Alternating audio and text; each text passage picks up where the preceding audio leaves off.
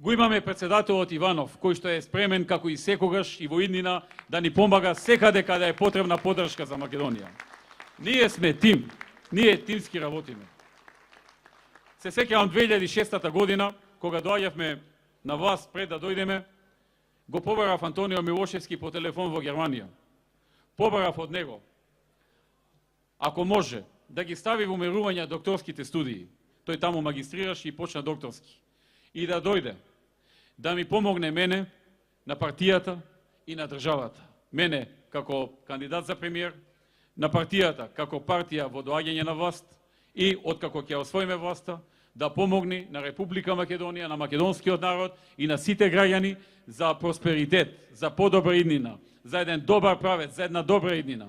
Антонио не се двумеше. Многу брзо донесе одлука. Се спакува, ја остави Германија, дојде во Македонија.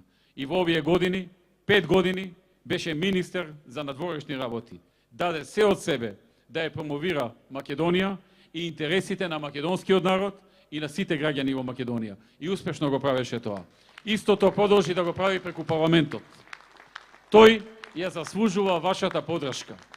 Многу повеќе отколку оној на конкурентската листа на СДСМ, за кој што верувам дека 90% од охриѓани името не му го знаат, да треба да му го спомнат.